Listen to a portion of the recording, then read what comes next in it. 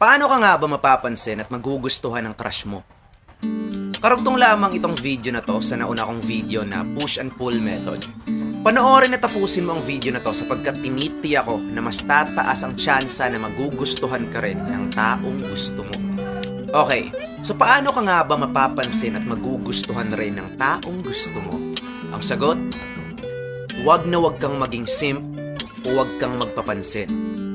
So paano yun? Gusto mo nga mapansin ng taong gusto mo, pero hindi ka magpapapansin. I know it sounds paradoxical and contradictory, but hear me out. Definition of terms muna tayo. Ano ba yung simp? Ito yung mga taong nagpapakita na sobrang patay na patay sila doon sa taong gusto nila. Subalit, ang ginagawa at ang feelings na ina-invest nila doon sa taong gusto nila ay hindi nababalik sa kanila. Kumbaga, one-sided feelings at walang reciprocation. Nagbibigay ako ng mga halimbawang katangian ng isang taong simp upang malaman mo kung simp ka ba o hindi. At sana huwag kang ma-offend sapagkat gusto lang kitang real talkin. Una, panay-reply ka sa story o my day ng crush mo. Tinatadtaran mo pa ng heart reactions. Pero hindi ka naman yan nare-replyan at hindi ka pinapansin. Simp ka. Pangalawa, hayok na hayok kang magpa-picture sa kanya. At nung nag-picture na kayong dalawa, ay nakasandal pa yung ulo mo sa balikat niya. Pinapakita mo pa sa maraming mga tao at sa kanya, nakilig ka. Pangatlo, palagi kang naghahabol sa taong gusto mo kahit ilang beses ka nang na-reject o binasted. Kasi nga, wala talaga siyang romantic feeling sa'yo. Pangapat, palagi mong inuuna ang kapakanan ng taong gusto mo kesa sa sarili mo. Panglima, stalker ka. Yung tipong alam na alam mo ang exact address ng bahay nila, pati ang mga pribadong impormasyon niya. Minsan at madalas, sinusundan at binabantayan mo pa pauwi.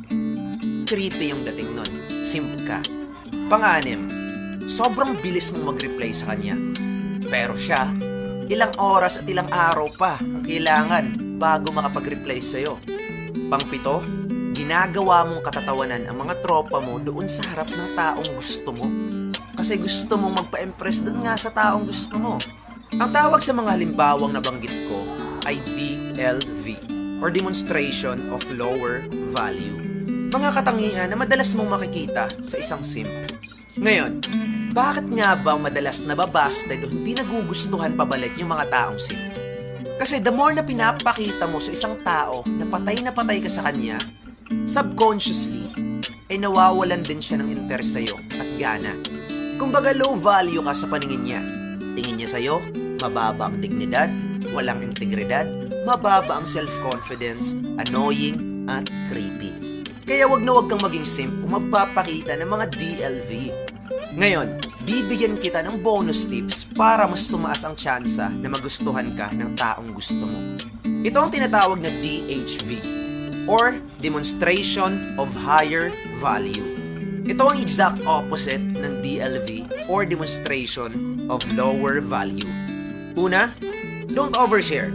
Straight to the point o rektahin mong sagutin yung tinatanong niya. Huwag ka na masyadong mag-share ng mga pribadong impormasyon tungkol sa pagkatao mo kasi karamihan sa atin, we love mystery. Gusto natin tayo yung kusang nagtatanong. Pangalawa, when you compliment, make it more specific.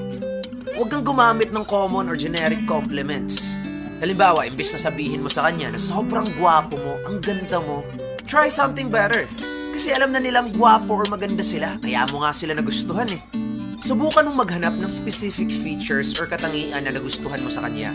Kaya imbis na sabihin mong sobrang ganda mo, sabihin mo, sobrang ganda ng kilay mo, sobrang ganda ng mata mo, sobrang ganda ng mga ngiti mo, sobrang ganda ng dimples mo. Hoy, I like you ah. Kasi sobrang talino mo. I like you kasi may sense of humor ka. Pangatlo, gaya nga na sinabi ko sa'yo kanina, kapag nagpa-picture ka sa taong gusto mo, chill ka lang at wag na wag mong ipahalata sa kanya na gustong gusto mo siya. Huwag kang sumandal at dumikit masyado sa kanya. Pangapat ay good sense of humor. Ibig sabihin, jokes na hindi mababaw, hindi offensive, o hindi nakakainsulto. Kumbaga, joke na ginamitan pa rin ng talino. Because good sense of humor equates to intelligence.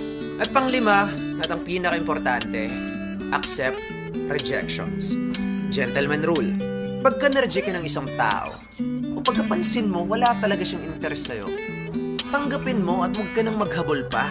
Because it shows a manifestation and idea that you are matured and confident enough to accept and handle rejections. So yun lang mga ka-Philo. Sana may nakuha kayong value dito sa napanood nyong video. At ikaw, kung hindi ka pa naka-follow dito sa aking social media platforms or channel at gusto mo pa ng mga ganitong klaseng video, then don't hesitate to follow and like this video. Mag-comment na rin kayo kung may katanungan kayo at gagawa natin yan ng content or video. So yun lang mga ka-Philo, ingat kayo hanggang sa susunod.